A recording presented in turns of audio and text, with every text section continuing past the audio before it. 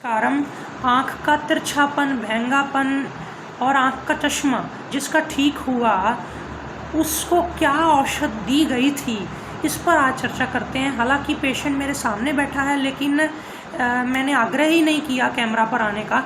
तो मैं समझता हूँ कि अगर जो लोग विश्वास करते होंगे मुझ पर, वो बिना पेशेंट की विटनेस के भी मेरी बात को मानेंगे। और मैं सभी वैद्य भाई बहनों से प्रार्थना करता हूँ कि आप इसे नोट कर लें। जिस तरह से मैंने ये प्रयोग उनको करवाया, ये 1.5 नंबर था दूर का।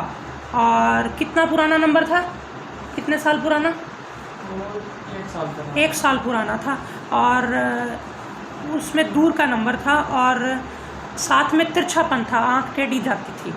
अब 3 महीना आयुर्वेद का उपचार किया, कोर्स किया, तो टेढ़ापन जो था आँख का वो 70-80% ठीक है, जो कि डॉक्टर्स बोलते थे बिना ऑपरेशन के ठीक नहीं होगा, और अगर होगा भी ऑपरेशन से तो बहुत कम चांसेस है पूरा ठीक होने के। लेकिन अब ये 70% वो ठीक है। और अब आँख का चश्मा चेक करा के ये नहीं आया, लेकिन कहता है कि जब मैं आँख पे चश्मा लगाता हूँ, नंबर चश्मा, तो मुझे धुंधला दिखाई देता है। जैसे ही मैं चश्मा उतारता हूँ मुझे साफ दिखाई देता है, और अब मेरी सिर दर्द भी नहीं होती। तो अभी थोड़ा समय बाद जब थोड़ा हिसाब बनेगा तो फिर आँखों का चश्मा का नंबर भी चेक कराने जाएगा। तो अब हम देख लेते हैं क्या क्या औषध ली।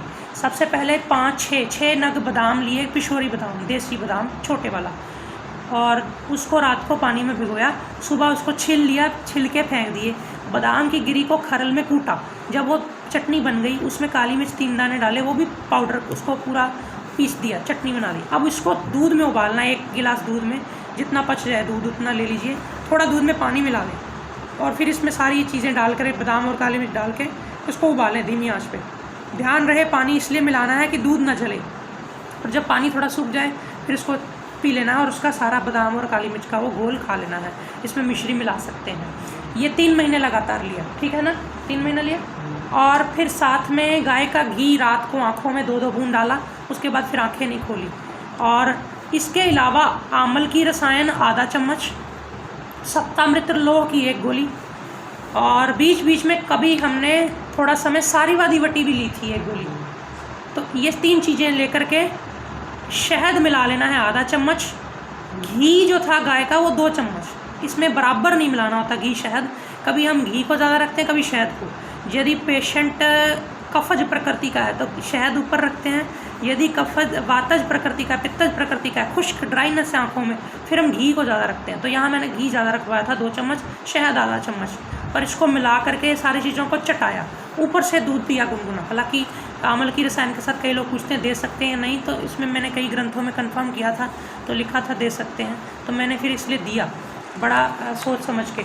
और फिर ये 3 महीने चला, ये भी है ना। जलनेती करी थी राजे?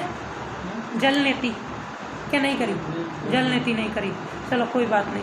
आंवला ये भी खाने को बोला था, 2-2 दाने आंवला खाया जब सीज़न था आंवले का, जब आंवले का सीज़न था तब आंवला खाया था। और अब भी हरी मूंग ली, नहीं ली हरी मूंग? अच्छा, गाजर वगैरह खाई? हाँ, अच्छा, गाजर खाई है। तो चलो जब सीज़न हुआ होगा तभी खाई होगी, इसने ज़्यादा तो खाई, हाँ, कोरोना की वजह से ज़्यादा मिली नहीं। तो ये सारी चीज़ें इसने ली।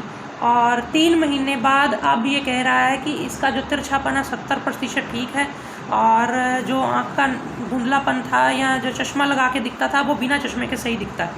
मैं आप लोगों के साथ इसलिए शेयर कर रहा था कि आप लोगों को इसके बारे में जानकारी मिले, और हम ज़्यादा से ज़्यादा मिल करके आयुर्वेद को आगे बढ़ा सकें।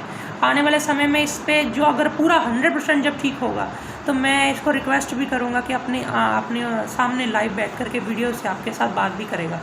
तो चलिए, आपने मुझे सुना उसके लिए धन्यवाद। आज फ़िलहाल इतना ही, नमस्कार।